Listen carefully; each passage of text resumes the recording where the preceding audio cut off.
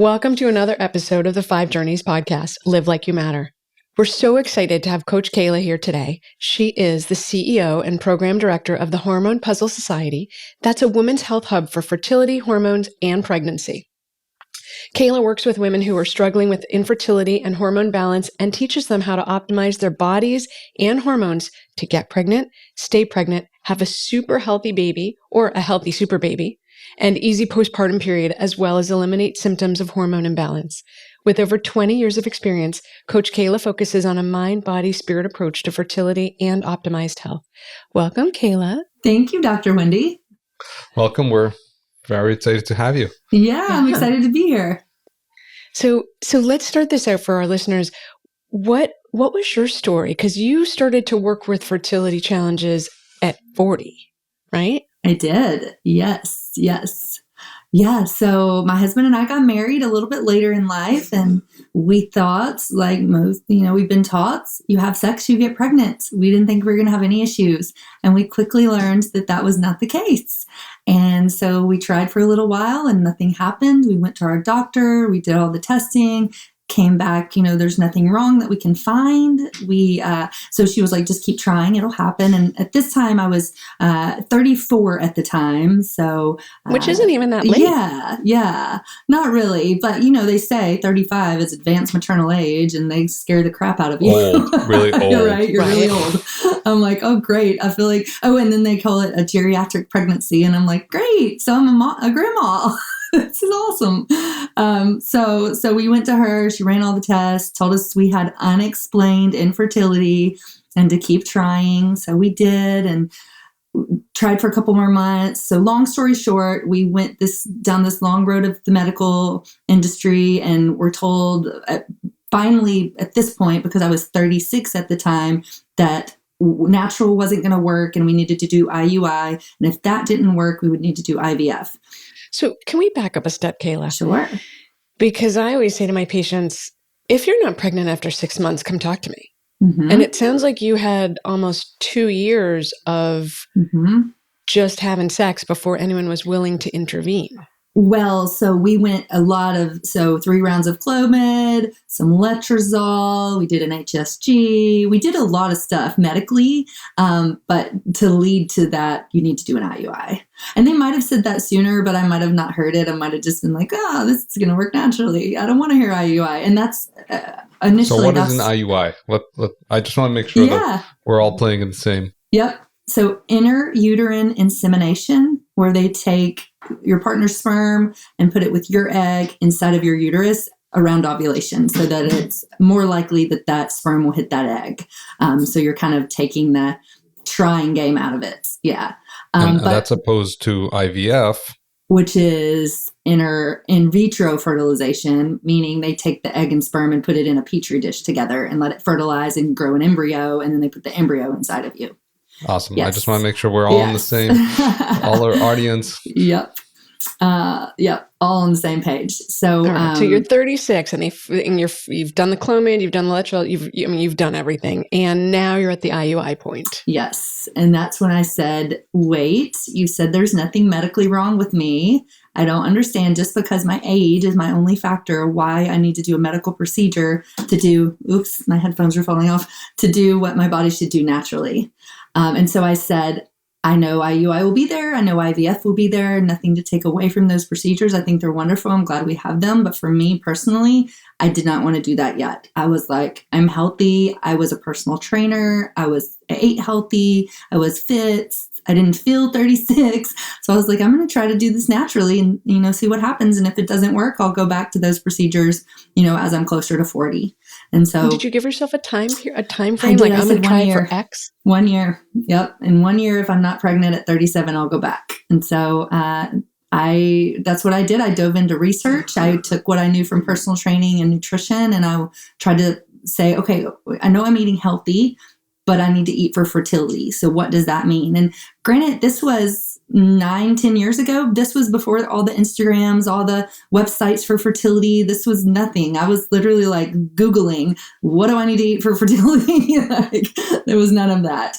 And so I realized that I was eating too little. I was way too skinny. I was not eating enough fat, not eating enough protein, not eating enough in general. I was exercising way too hard. I was, like I said, I was really skinny and fit and low body fat. I thought I was healthy, but I wasn't, not for fertility. And so that's what I did. I changed my diet around. I started eating more fat, eating those fertility friendly foods. I looked at my supplements. I looked at my stress and kind of really wanted to do everything I could to holistically get as fertile as possible. There's so much to unpack in that yes. Like those few sentences right there, Kela. Yes. So what did you find? I mean, so what does it mean you were too skinny? By whose definition? So I had really low body fat. Mm-hmm. And so... Which means what? Like, do you have a number? Yeah, so I was like, I can't remember, this is 10 years ago. I think around 15% or something like that. For women, you should be around at least 20 to 22%. Men, I think it's 24, 25. I passed 15% when I was like 10 and never looked back. Fit. I mean, I was like, no fat on these bones whatsoever. Did you have regular periods and identify ovulation when you were when you had that low percent body fat? So that's the other funny piece. I had been on birth control for 15 years. When my husband and I got married, I came off of it.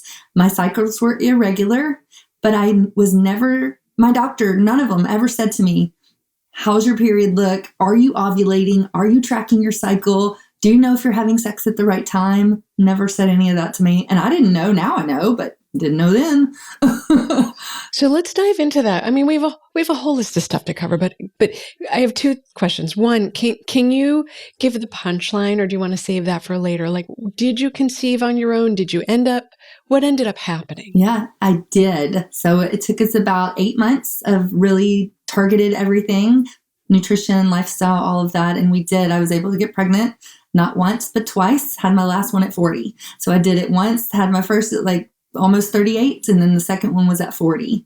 So yep, we've gotten those little boys now are almost 9 and 6. So yep.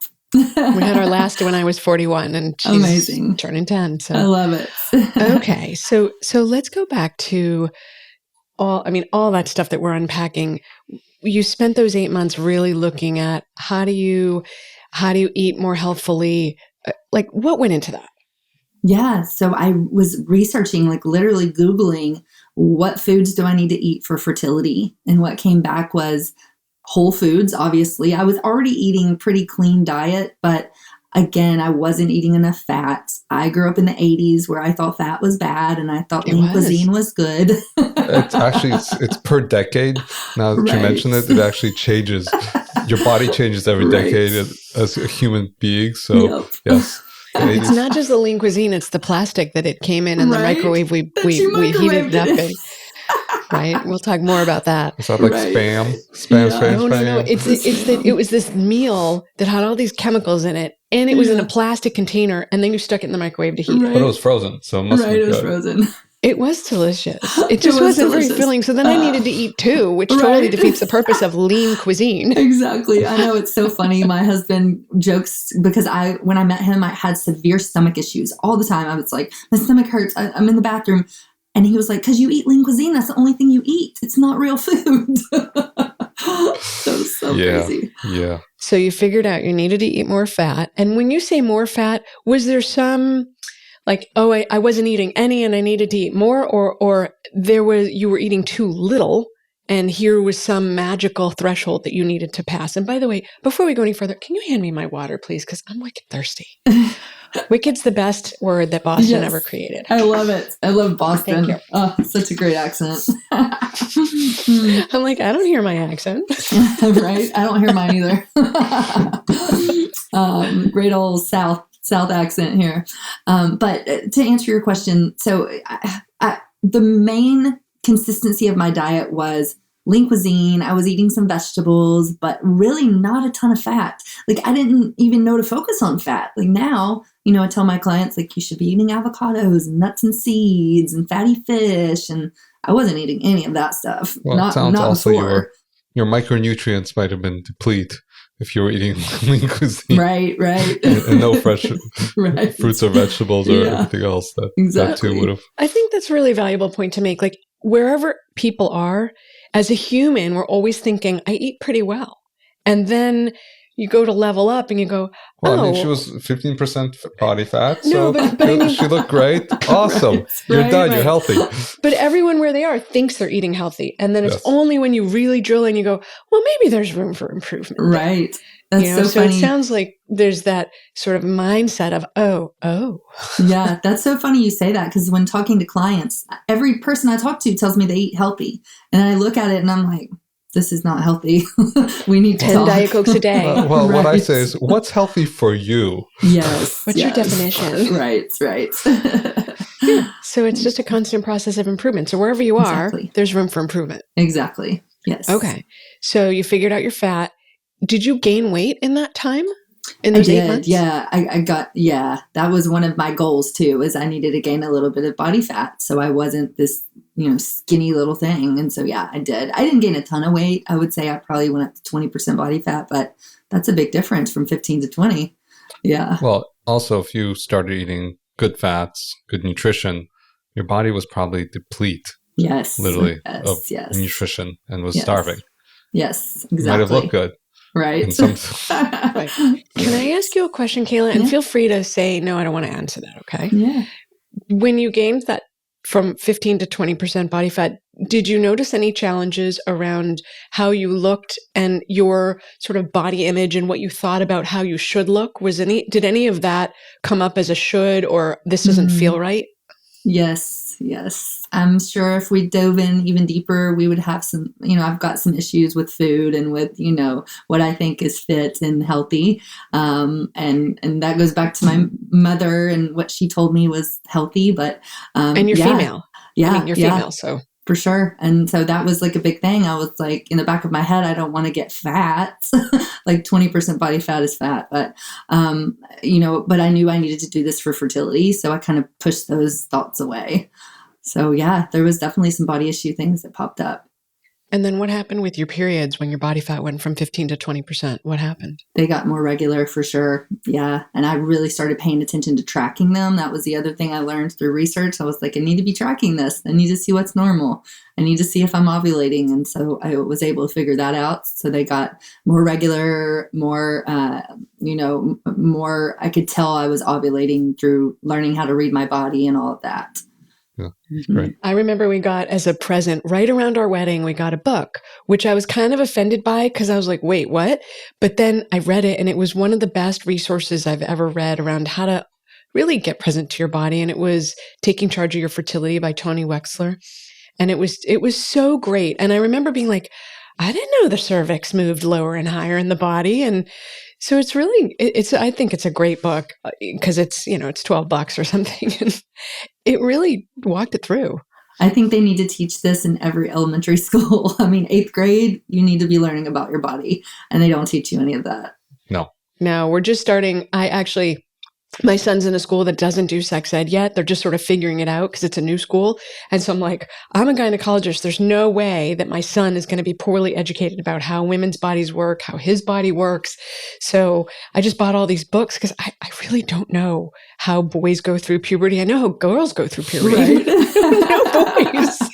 So I had to buy some books. It's less complicated. Right? I might need that book because I've got 2 boys myself. So Right. Well, I bought 7. Okay, there you I was go. like, I don't know what the best one is. And they all came highly recommended. So I bought them all. I'll get back to you on what's the best one, Kela. So going back to but the this is subject all about at hand. fertility. Right. So when you had talked about supplements, and is there any particular supplements that are actually what women want to hone in on, or is it is there a broad spectrum, or is it very individualized?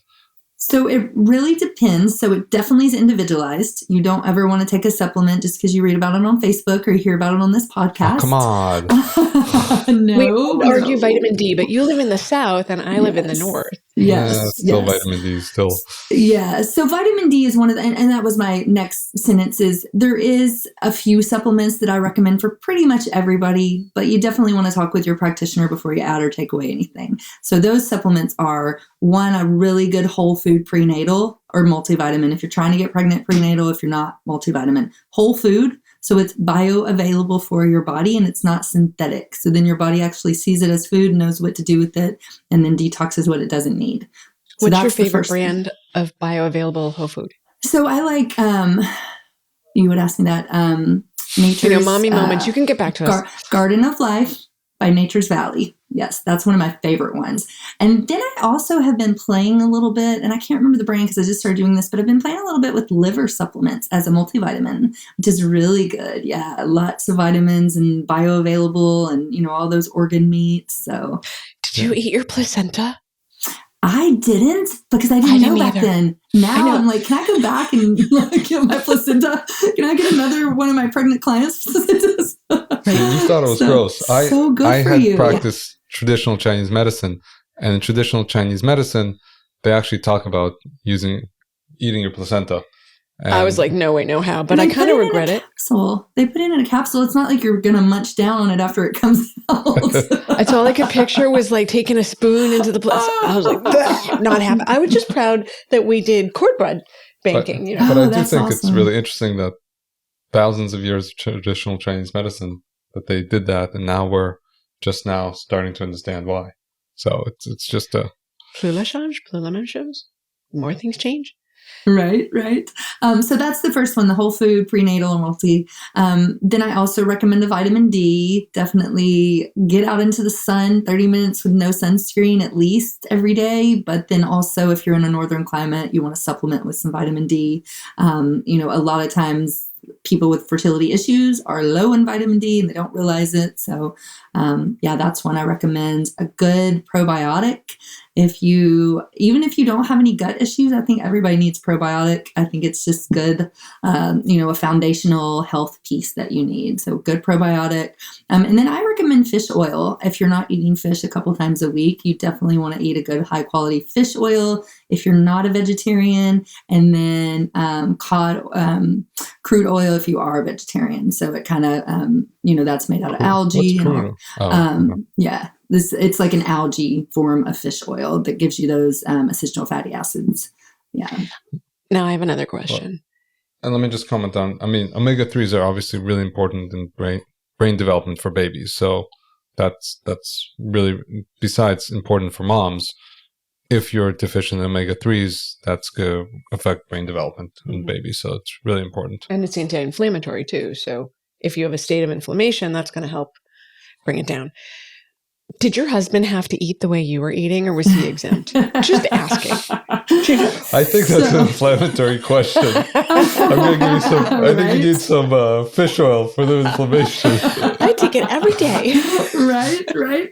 So I tried. My husband is 6 years younger than me, so he was a little bit more healthy than I was. But I tried to encourage him to eat healthy, and it's so funny because when I met him, he ate terribly. And I was like this fitness person, personal trainer, all of this stuff. And I would always try to push, let me make a side of broccoli with that or whatever. Let's have fish tonight.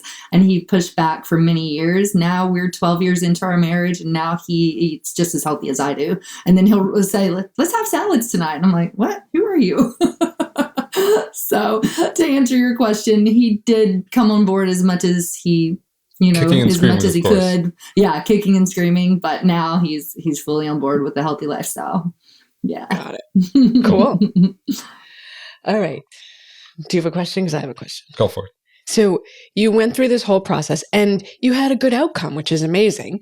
And then you had young babies. And what's really amazing to me is you had the brain space to then put together a protocol for women to get pregnant, which blows my mind because I don't think I had any brain space. Well, I don't think I have any brain space. I'm trying to remember when I got brain space. Right. To create.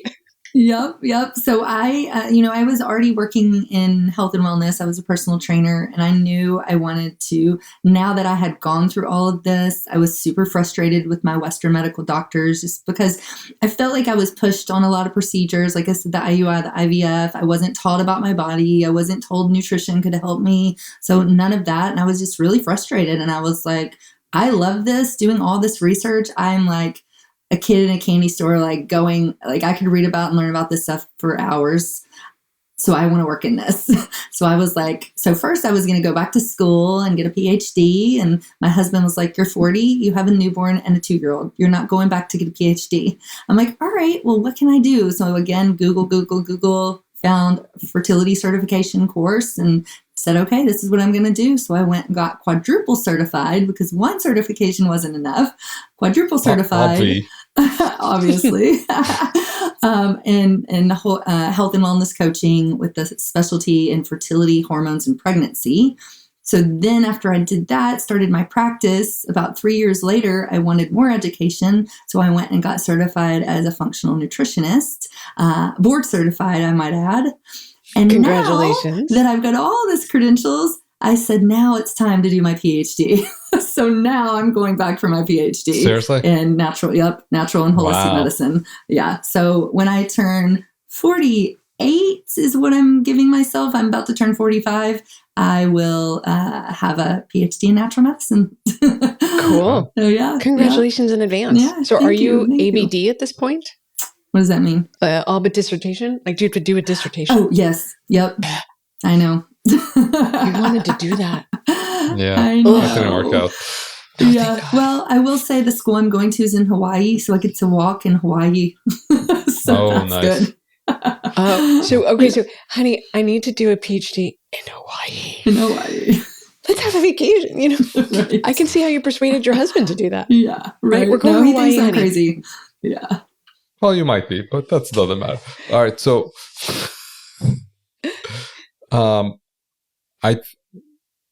what is actually, can you give kind of a quick, like, what is the actual program that you have? Because I know it's breaking down the word puzzle. So can you kind of give a summary of what that looks like? Sure. So when I was doing all of this research and going back to school, there was pieces that I would work on every day to kind of optimize my own fertility. And then once I was able to get pregnant, I was like, I need to think of a really easy way to tell clients how to do this too, and for them to be able to remember it. So I love acronyms. So I created something called the Hormone Puzzle, and it's all the pieces that I used to put my hormones back together so I could get pregnant naturally. And it's what I teach with all my clients. So puzzle is an acronym. P, proper whole food nutrition. U, understanding supplements. Z is zapping stress. Z or Z's, which is sleep.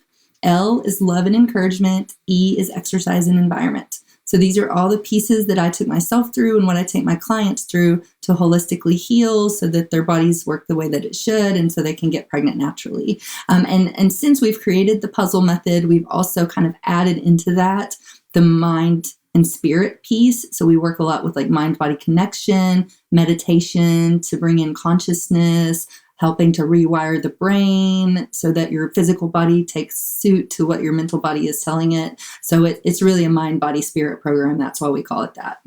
Nice. I was actually going to ask you love and encouragement.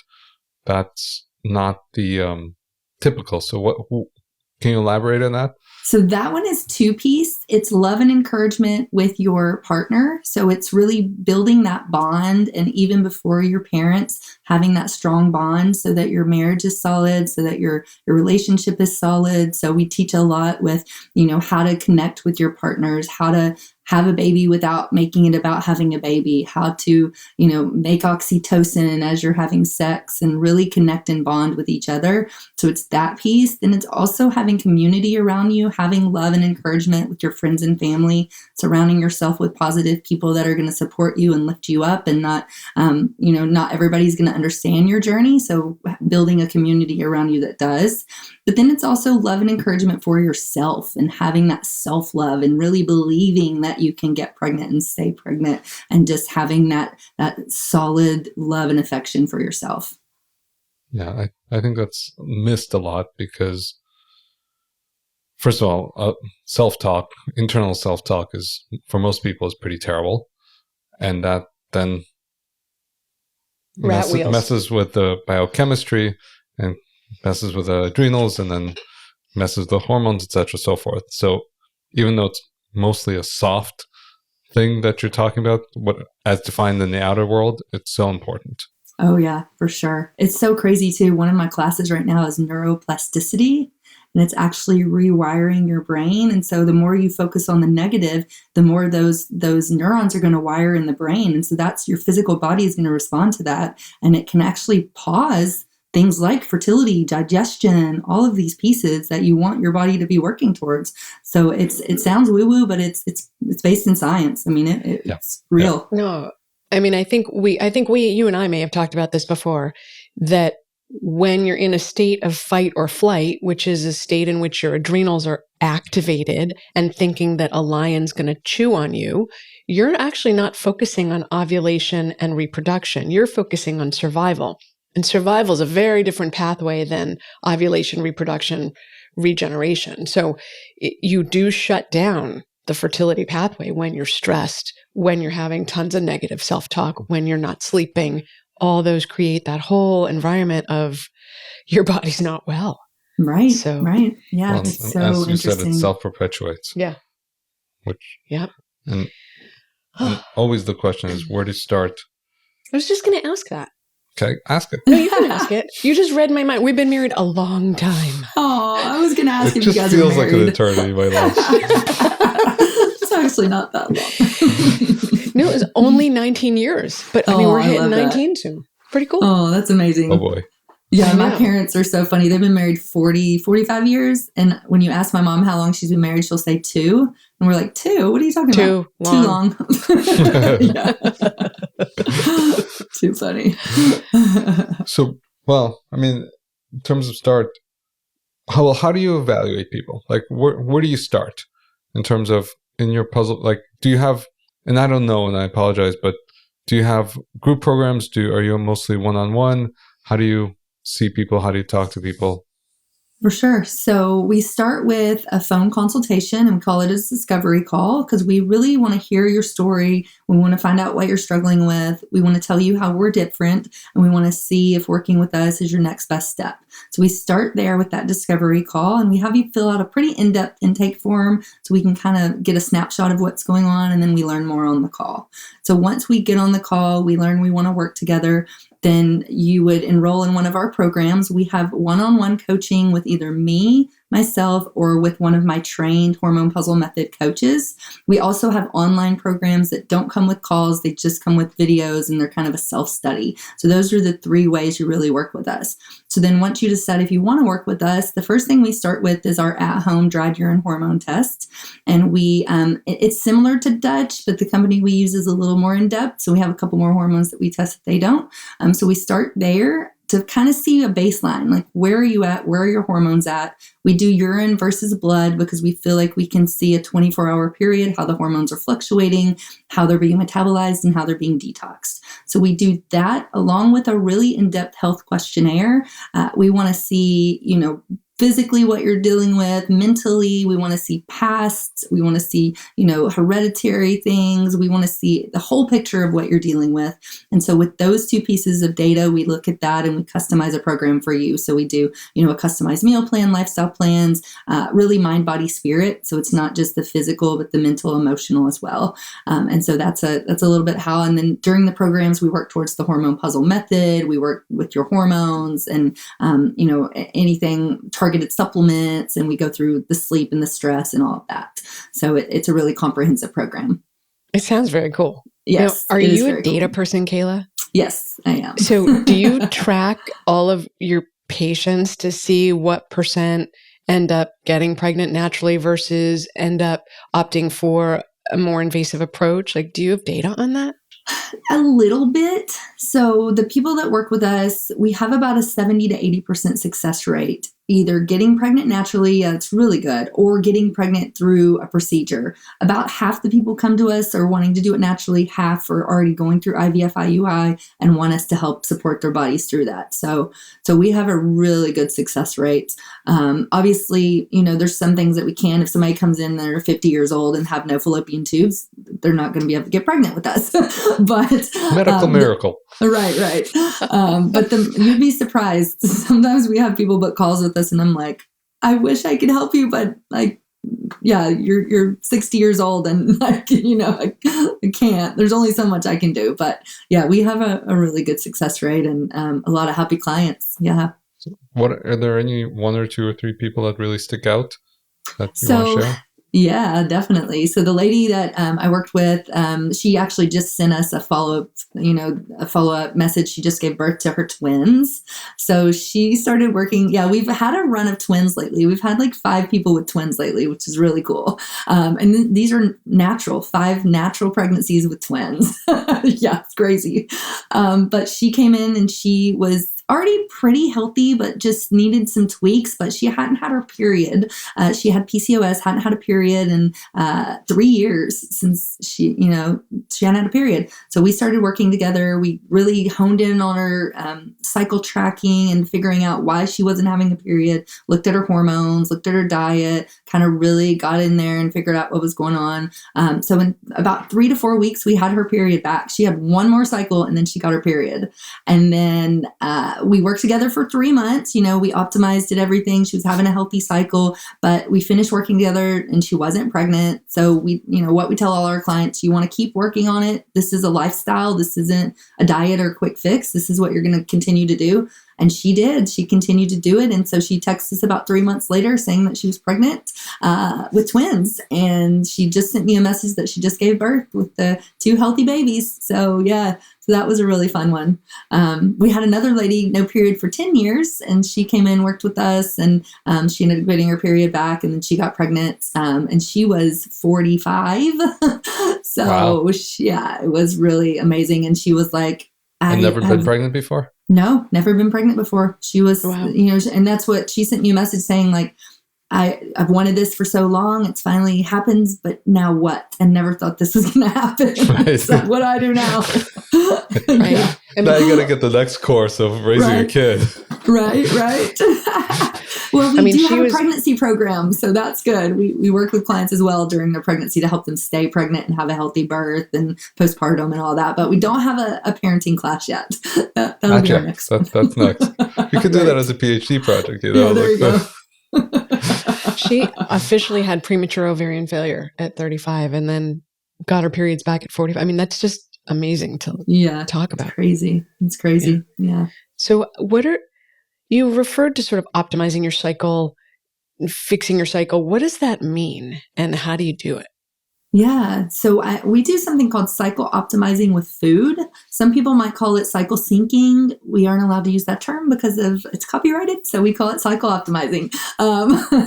But it's basically eating certain foods and doing certain activities during certain times of your cycle. So you're either giving your body the food that it needs or giving your body the food that it needs to make certain hormones or to detox certain hormones, or doing lifestyle pieces to do the same thing. And what that does is it creates homeostasis in your body. Everything is balanced. Everything starts to work the way that it should. Your hormones are humming. They're working the way that they should. And then your physical body takes suit. So we find people start to implement this. They get their periods back. They lose weight, not, unintentional weight loss. They get clear skin and their energy goes up, their sleep improves. I mean, so many wonderful things when you work with your body and with your foods. And so, and there's a little bit more to that too. Another thing we work on is food sensitivities. So we really take out any foods that cause sensitivity or inflammation. So that's the other piece of optimizing that cycle. We do some targeted supplements. So we look at kind of what we think you need and what we see you need based on your data. So it's not just the food piece, but that's one component of it. That's great.